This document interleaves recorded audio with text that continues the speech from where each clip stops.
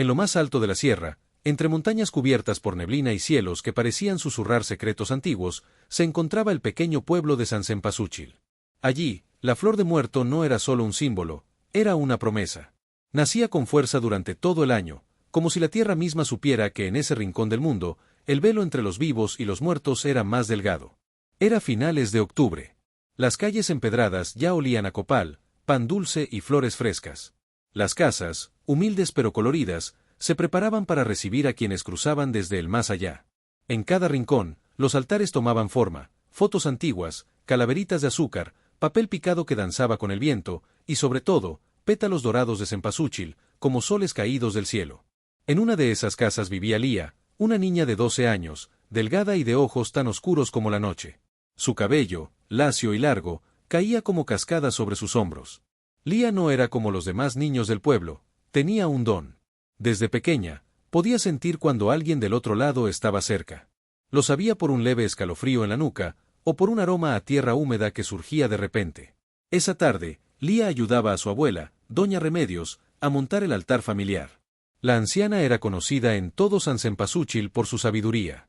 Curandera, partera y guardiana de historias, sus manos arrugadas conocían los secretos del pueblo mejor que nadie.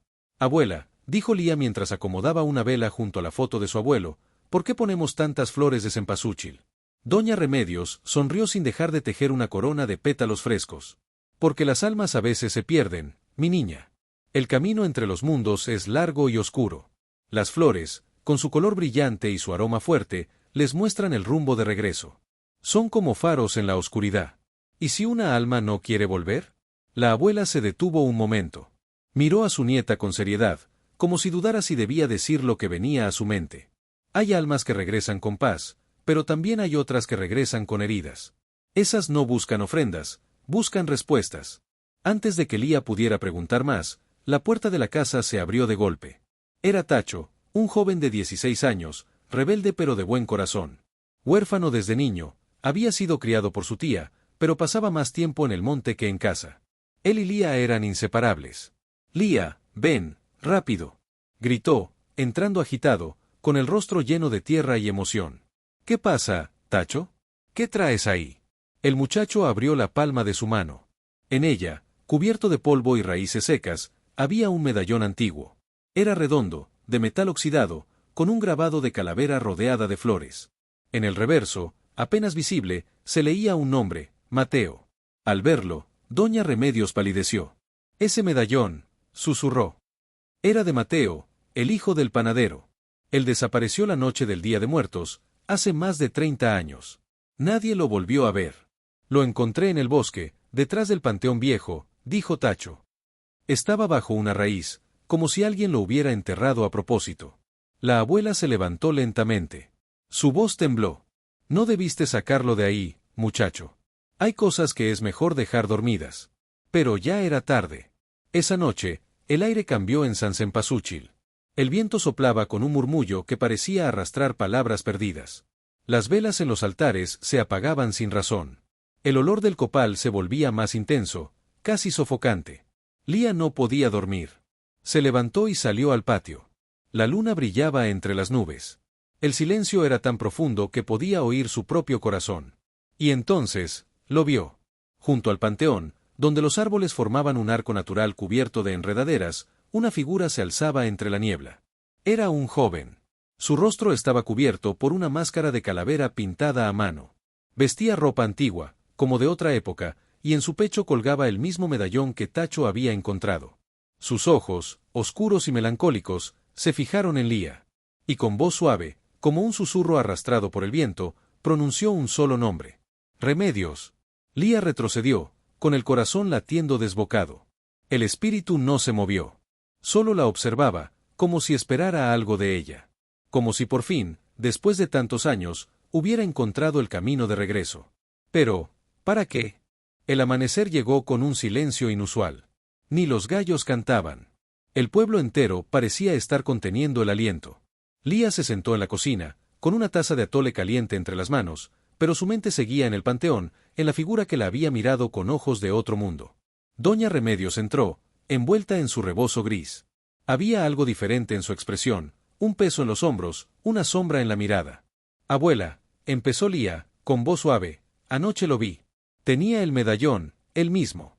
Estaba en el panteón, y dijo tu nombre. La anciana dejó la olla sobre la estufa sin decir nada. Su silencio hablaba más que 1000 palabras. Lía sabía que su abuela escondía algo. Algo grande. Necesito saber quién fue Mateo. ¿Qué pasó con él? Doña Remedios suspiró profundamente y se sentó frente a su nieta. Se tomó unos segundos antes de hablar, como si cada palabra que iba a decir despertara memorias dormidas. Mateo era mi amigo, comenzó. Tenía la misma edad que yo. Éramos inseparables. Jugábamos en las huertas, corríamos entre las tumbas, y a veces, hacíamos travesuras con los altares. Siempre le gustaron las historias de fantasmas. Decía que quería hablar con los muertos. Lía la miraba sin parpadear. Una noche, durante el Día de Muertos, se adentró solo en el bosque. Quería encontrar el umbral, ese lugar donde los vivos pueden cruzar. Nunca volvió. Lo buscamos por días, pero lo único que encontraron fue su medallón, cerca del pozo viejo. ¿Y por qué dijiste que no debimos traerlo de vuelta? Porque a veces, cuando un alma no descansa, es porque algo la detuvo. Algo quedó sin cerrar. Y si regresa, no siempre lo hace en paz. En ese momento, Tacho apareció en la puerta, con la cara aún más pálida que la noche anterior. Lía, necesitas ver esto. Ya. Los tres caminaron hacia la parte trasera del pueblo, donde estaba el viejo pozo. Lo que encontraron los dejó helados. En la tierra húmeda y removida, alguien, o algo, había formado un sendero con pétalos de cempasúchil. No era natural. Los pétalos no estaban ahí el día anterior. Parecía una invitación. No me gusta esto, dijo Tacho. Nada de esto tiene sentido. Es un llamado, susurró doña Remedios. Está siguiendo la flor. Está buscando su camino de vuelta. ¿Y si no está solo? Preguntó Lía, casi en un murmullo.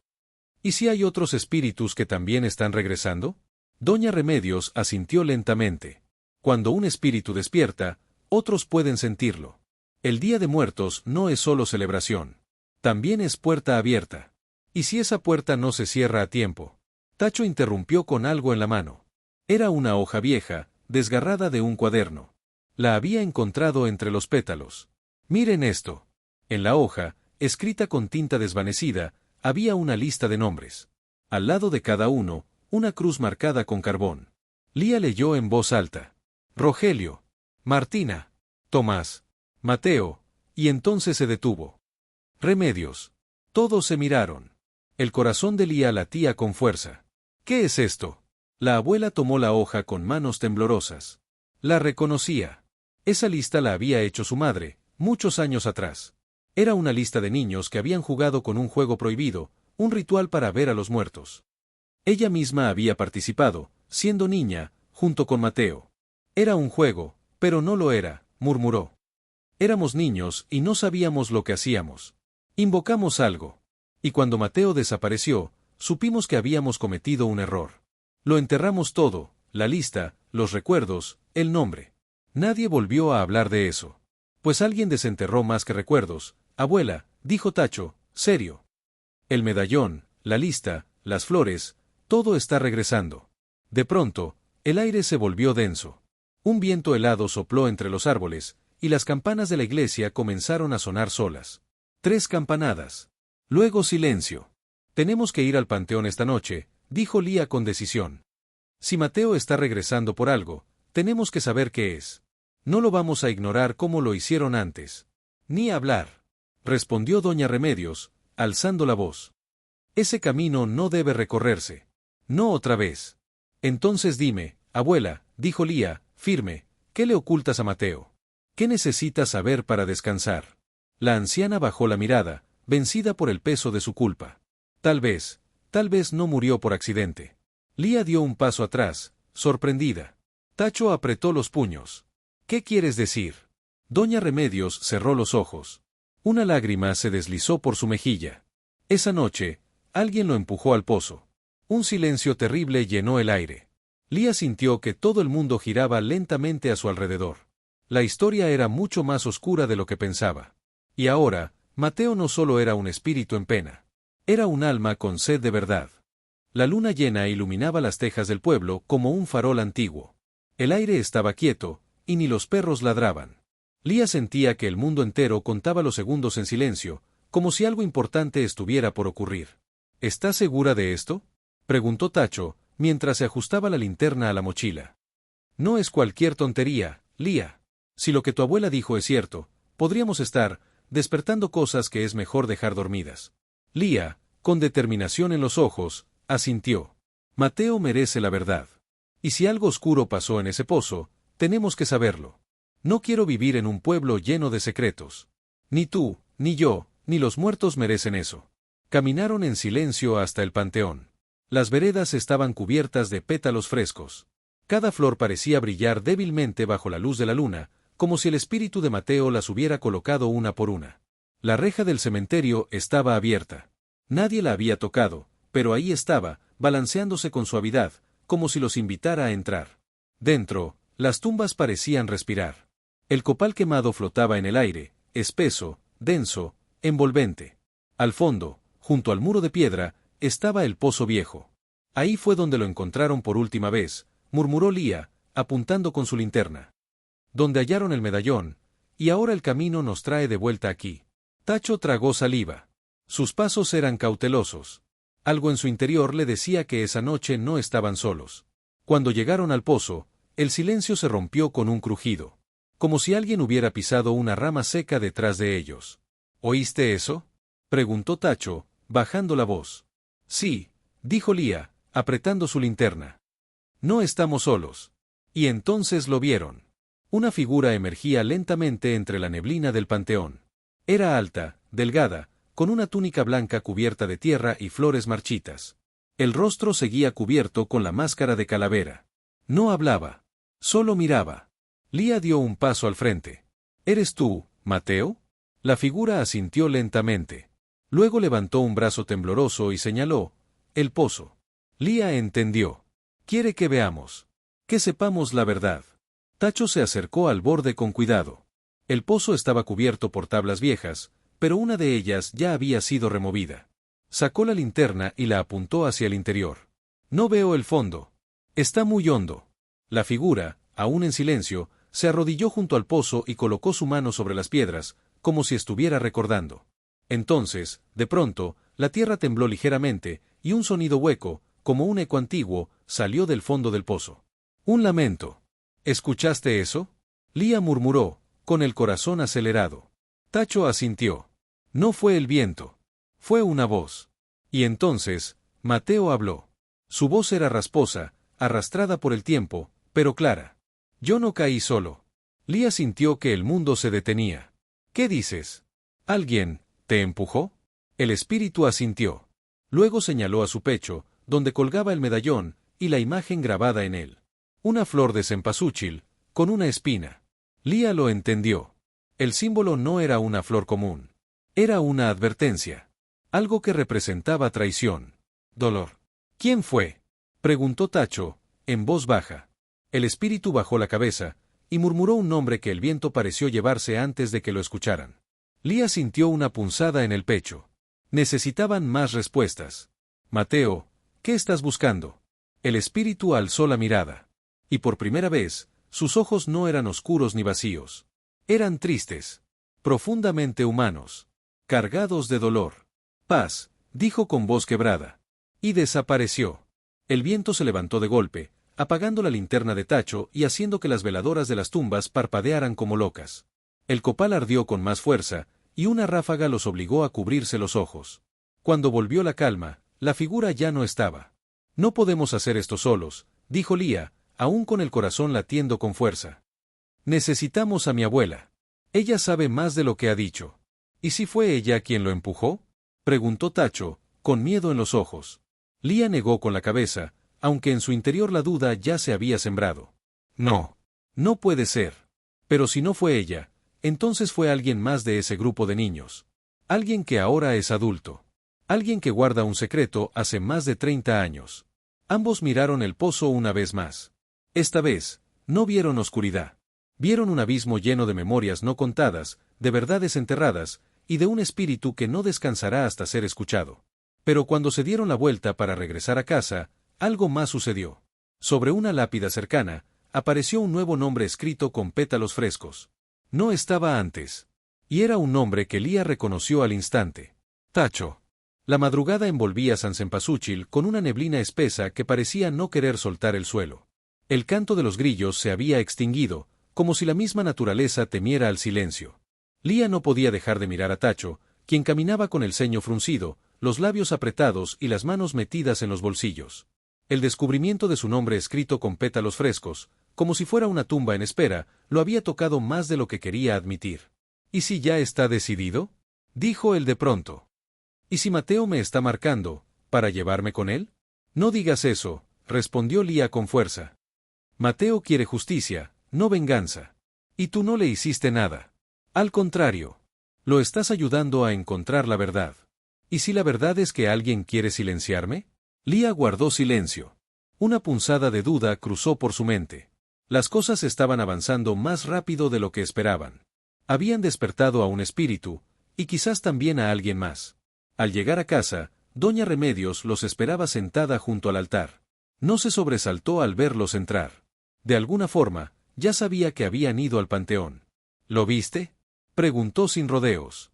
Lía asintió. Habló con nosotros. Dijo que no cayó solo. Que alguien lo empujó. Y señaló el pozo. Remedios cerró los ojos por un momento. Su rostro estaba más pálido de lo habitual. Respiró hondo y luego se levantó con lentitud. Es momento de que sepan la verdad. Los condujo hasta una pequeña habitación al fondo de la casa.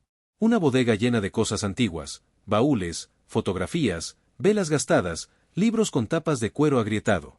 Se arrodilló frente a un baúl y, con manos temblorosas, sacó una caja de madera oscura.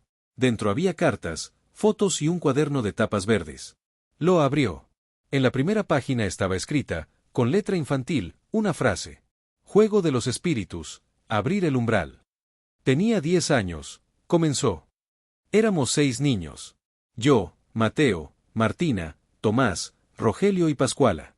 Éramos curiosos, valientes e imprudentes. Un día, Martina trajo este cuaderno.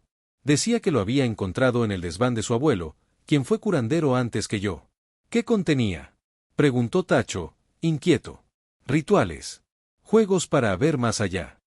Uno de ellos decía que, durante el Día de Muertos, si trazabas un círculo con pétalos de cempasúchil alrededor del pozo viejo y decías ciertos nombres, podrías ver a los muertos, pero solo si ofrecías algo a cambio. ¿Y lo hicieron?, preguntó Lía. Sí. Lo hicimos. Dijimos nuestros nombres en voz alta, y Mateo. Mateo fue el último. Cuando dijo el suyo, el agua del pozo se agitó. Una sombra salió del fondo. Nos dio miedo, mucho miedo.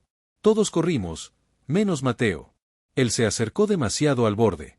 No vi quién fue, pero alguien lo empujó. ¿Y por qué no dijeron nada? Porque nos obligaron a callar. Martina nos hizo jurar que guardaríamos el secreto. Dijo que si hablábamos, la sombra volvería por nosotros. Ella quemó casi todo, menos este cuaderno, que escondí aquí. Tacho hojeó las páginas con cuidado. Estaban llenas de símbolos, oraciones extrañas, dibujos de puertas, ojos, flores. De pronto, su dedo se detuvo en una página específica. Aquí, dice que si el ritual es interrumpido, el alma invocada queda atrapada entre mundos. Sin paz. Eso fue lo que pasó con Mateo, dijo Lía en voz baja. Nunca terminó el ritual. Nunca pudo irse. Pero ahora lo está haciendo, añadió Tacho. Está siguiendo el camino de Cempasúchil, y nosotros lo estamos ayudando a recordar. De pronto, la vela del altar parpadeó y se apagó sola. Un escalofrío recorrió la sala. Doña Remedios se levantó lentamente. No estamos solos. Y entonces, un golpe fuerte retumbó en la puerta principal. Un solo golpe. Firme. Inesperado. Lía corrió a abrir, pero no había nadie. Solo un papel doblado dejado en el umbral. Lo abrió. En él, escrito con una caligrafía irregular y apresurada, había una advertencia. Algunos muertos deben quedarse muertos. Tacho miró alrededor, los ojos alerta. Alguien no quiere que descubramos la verdad. Lía apretó los puños. Pues que se preparen. Porque ya no vamos a detenernos. El cielo se cubría de nubes oscuras mientras el viento recorría las calles de San Cempasúchil con un lamento constante. Era como si el propio pueblo hubiera empezado a despertar, no solo por los vivos, sino por las memorias que se negaban a morir. Esa tarde, Lía caminaba con paso firme, acompañada de Tacho. En sus manos llevaba el cuaderno verde rescatado del baúl de su abuela. Dentro de él, una lista de nombres, los 6 que participaron en el ritual aquella noche lejana. Sabían que si querían respuestas reales, debían hablar con los sobrevivientes. ¿Estás lista para esto?, preguntó Tacho, mirando el cielo gris. No hay marcha atrás, respondió Lía. Si alguien empujó a Mateo, sigue en este pueblo. Y no podemos permitir que vuelva a hacerlo. El primero de la lista era Tomás, ahora un hombre mayor que vivía a las afueras del pueblo, en una casa de madera rodeada por plantas secas y estatuas de santos. Tocaron la puerta. Nada. Volvieron a tocar. Finalmente, se abrió una rendija y unos ojos nerviosos los observaron. ¿Qué quieren?, gruñó una voz áspera. Venimos a hablar de Mateo, dijo Lía sin rodeos.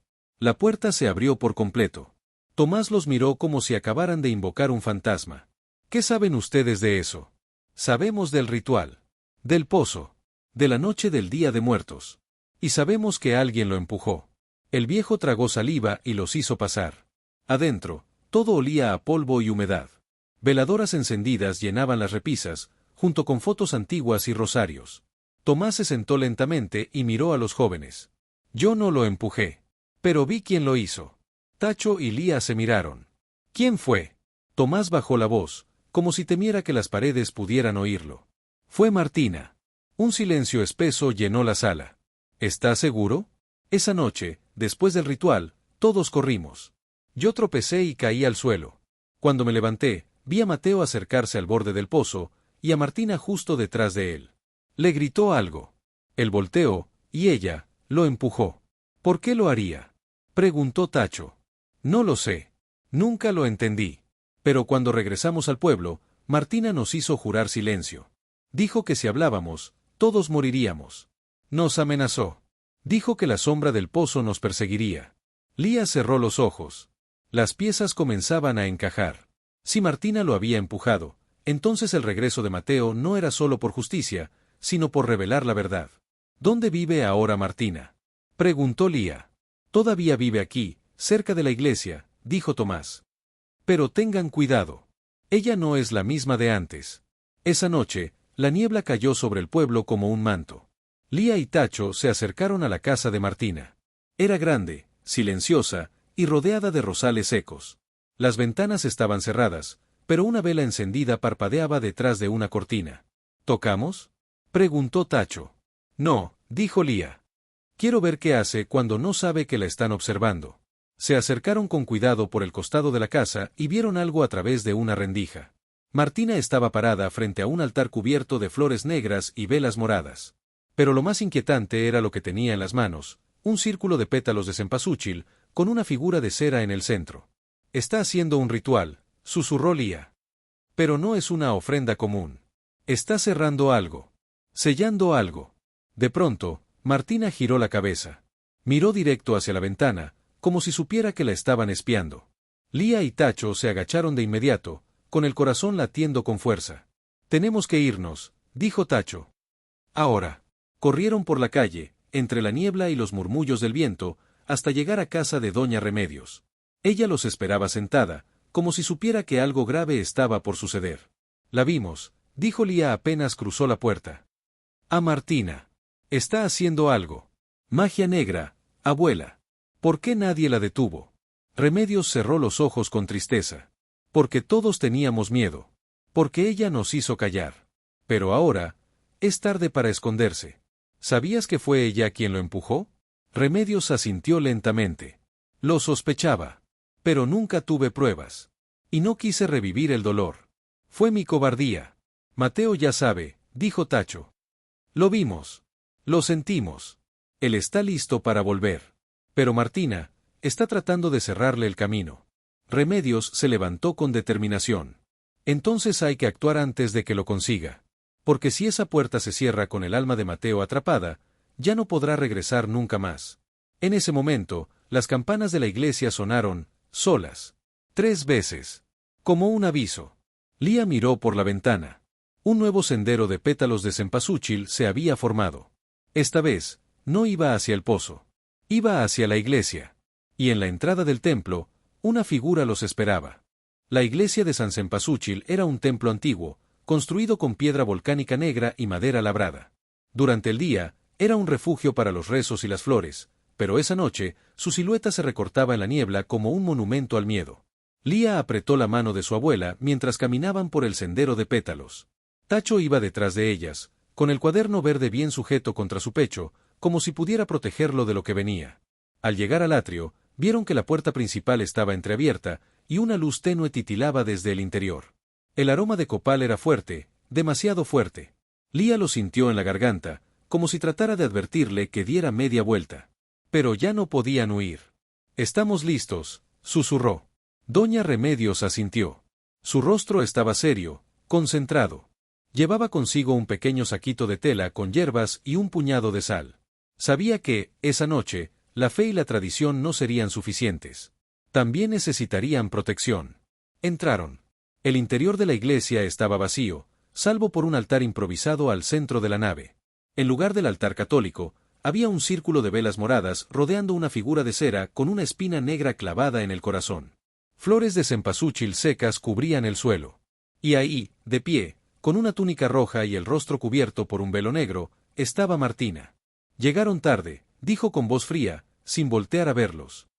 «El camino ya está cerrado». «¿Por qué?», gritó Lía. «¿Por qué hiciste esto?». Martina alzó la cabeza lentamente. Su rostro ya no era el de una anciana cualquiera. Había algo en sus ojos, una sombra vieja, profunda, como si no mirara desde este mundo. Mateo quiso cruzar una puerta que no le pertenecía. «Yo solo hice lo que debía hacerse para protegernos». Él eligió su destino. «Lo empujaste», acusó Tacho. «Tú lo mataste». «No entiende nada», respondió Martina con calma inquietante. «Ese ritual no era un juego. Era un llamado».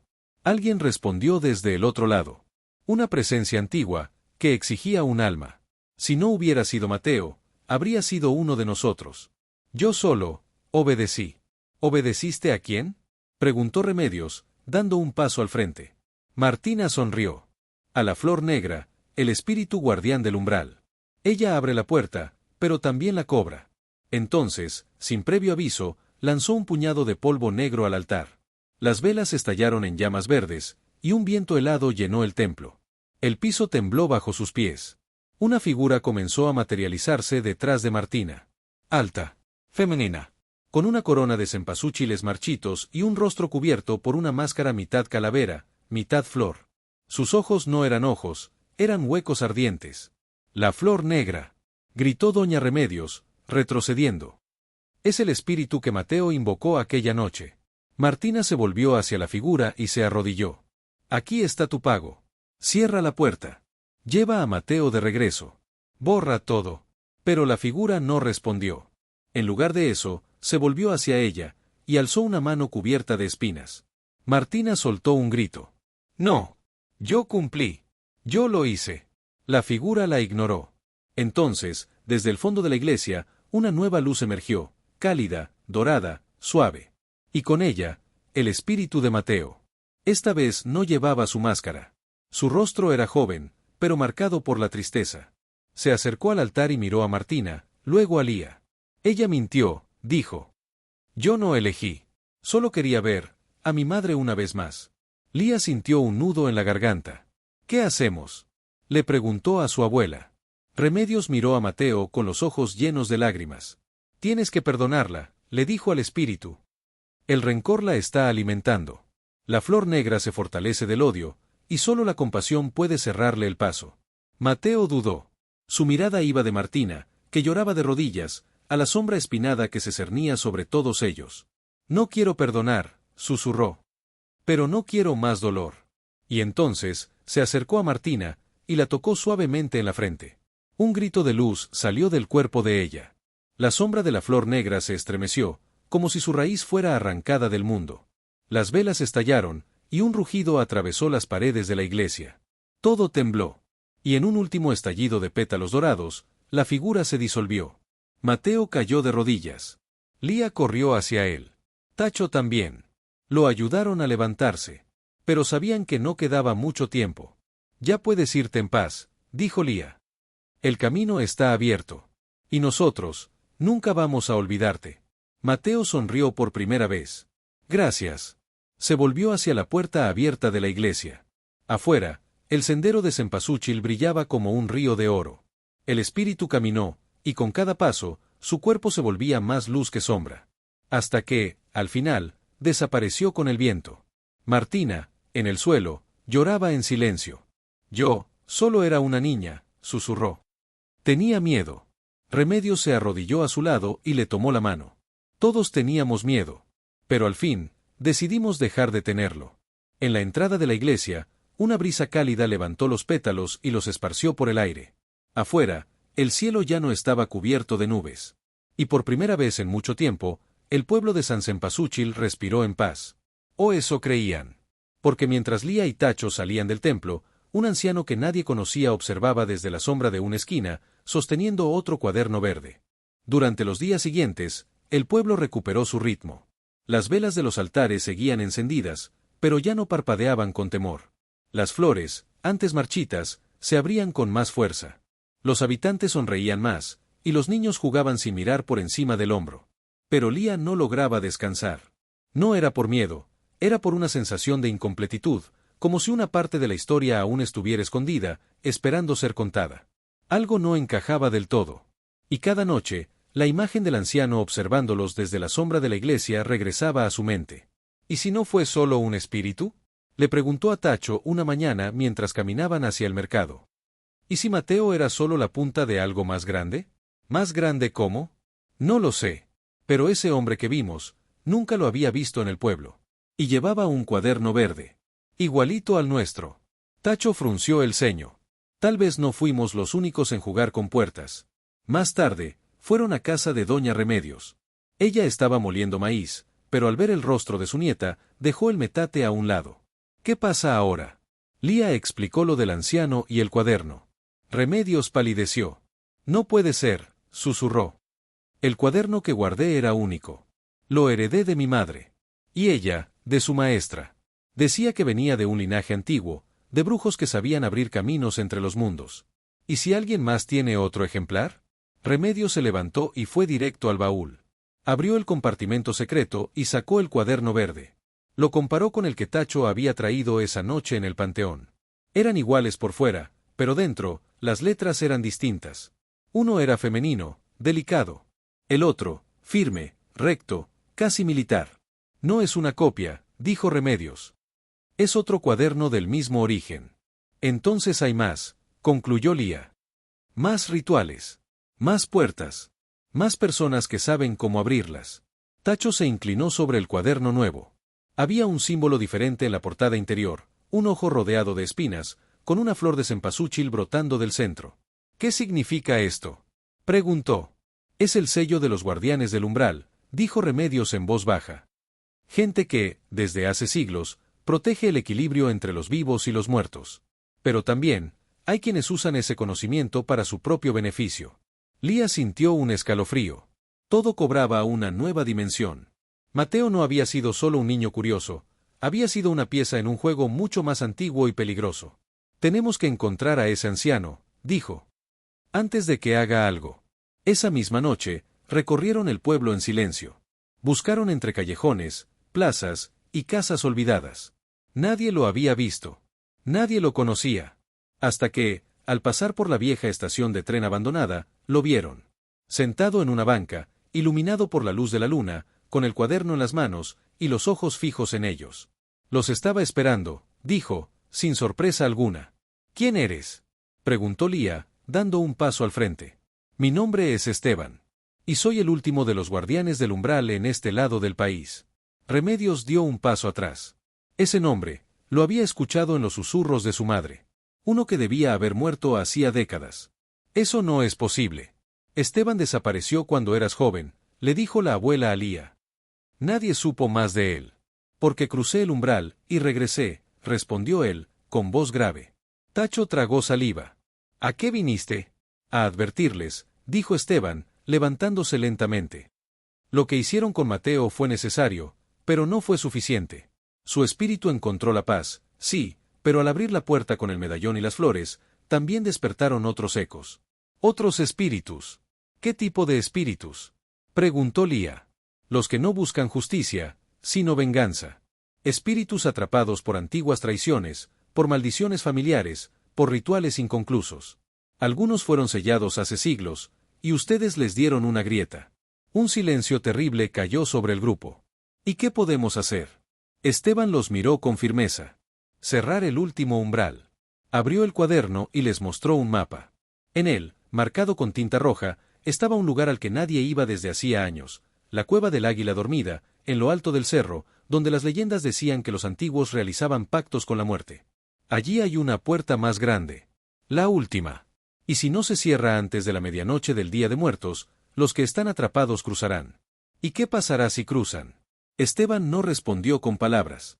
Solo cerró el cuaderno, y murmuró. El Día de Muertos ya no será una fiesta. Será un inicio. El camino hacia la cueva no estaba marcado en ningún mapa. Solo los más viejos del pueblo recordaban su existencia, y aún así, hablaban de ella con miedo. Decían que las piedras susurraban nombres olvidados, que la montaña tenía ojos, y que si entrabas sin permiso, no volvías a salir. Pero esa noche, mientras las almas cruzaban el mundo para reencontrarse con sus seres queridos, un umbral más antiguo se abría lentamente. Debemos llegar antes de la medianoche, dijo Esteban, abriendo paso entre la maleza. Después de eso, ni los vivos ni los muertos podrán cerrarla. Lía cargaba las flores frescas, recogidas al amanecer con cuidado, una por una. Tacho llevaba el cuaderno envuelto en tela negra y una antorcha encendida. Doña Remedios sostenía un incensario de barro con copal hirviendo, su aroma espeso marcando cada paso. Mientras subían, comenzaron a oír cosas. Susurros que no venían del viento. Risas apagadas de niños. Llantos de mujeres. Voces que llamaban por sus nombres. No los escuchen, dijo Remedios con firmeza. Son los que ya cruzaron, o los que quieren hacerlo. Pero no todos deben regresar. Finalmente, tras más de una hora de caminata, llegaron a la entrada de la cueva. Era una grieta enorme entre dos piedras negras con forma de alas. La montaña parecía agacharse, como un águila durmiendo, justo antes del salto final. Esteban se arrodilló y sacó un puñado de tierra que colocó en el centro del umbral. Aquí se hizo el primer pacto. Aquí comenzó todo. ¿Qué hacemos ahora?, preguntó Tacho. Esteban abrió el cuaderno. Sus dedos temblaban. Hay que realizar el ritual de cierre. Es peligroso. Pero es la única forma de sellar la puerta. Lía miró hacia la grieta. De dentro salía un aire gélido, pero también un brillo anaranjado, como si miles de pétalos flotaran del otro lado, encendidos por un fuego eterno. ¿Y si no lo logramos?, Remedios respondió, con la mirada fija en la entrada. Entonces, este Día de Muertos será el último que conoceremos como lo hemos celebrado. Porque el mundo de los muertos se desbordará sobre el nuestro. Comenzaron el ritual. Tacho trazó un círculo con los pétalos de cempasúchil alrededor de la entrada. Remedios encendió las velas y el copal. Esteban recitaba las palabras escritas en una lengua antigua, aprendida de los guardianes que vinieron antes que él. Lía, en el centro, sostenía una foto de Mateo, un símbolo del perdón que lo había liberado, y del amor que aún lo conectaba con los vivos. Pero entonces, la cueva rugió. Del interior salió una ráfaga de viento ardiente que apagó 3 velas. El círculo de pétalos comenzó a agitarse. Y entre las sombras, aparecieron figuras. Eran espectros de diferentes épocas, una mujer con vestido colonial, un niño con máscara de jaguar, un viejo con ojos vacíos. Todos caminaban con lentitud, acercándose al círculo, intentando cruzar. «Mantengan el círculo cerrado», gritó Esteban. «No deben romperlo». Lía arrojó más pétalos, Remedios encendió nuevamente las velas, y Tacho comenzó a cantar una antigua oración que su madre le había enseñado de niño. Los espíritus se detuvieron. Escuchaban. Sentían. La cueva volvió a rugir, pero esta vez con tristeza. Un sonido profundo, antiguo. Como si la montaña llorara. Entonces, la luz del interior comenzó a menguar. El fuego anaranjado se volvió más suave. Y las figuras retrocedieron. «Sigue», gritó Esteban, recitando las últimas líneas. «El umbral se está cerrando». Lía colocó la flor más hermosa, la que había guardado desde el primer día, justo en el centro del círculo. Y con voz clara, fuerte, desde lo más profundo de su corazón, dijo: «Por los que se han ido, por los que aún viven, por los que vendrán, que se cierre el camino, hasta que sea el momento de cruzar». Una luz dorada estalló desde el círculo, como una ola que envolvió todo. La cueva se iluminó desde adentro hacia afuera. Los espíritus se desvanecieron en polvo brillante. El aire volvió a ser limpio. El silencio era paz. El umbral estaba cerrado. Todos cayeron de rodillas, exhaustos. Lía tenía lágrimas en los ojos, pero también una sonrisa. Lo logramos. Esteban se apoyó en su bastón. Por ahora. Tacho miró hacia el horizonte. La luna ya había alcanzado su punto más alto. El Día de Muertos seguía vivo, gracias a ellos. Remedios recogió algunos pétalos y los guardó en su bolsa. Para que no olvidemos lo que hicimos aquí. ¿Y qué pasará con los demás cuadernos?, preguntó Tacho. Esteban los miró con gravedad. Hay más. En otras partes del país. En pueblos perdidos, en manos de gente que aún no entiende su poder.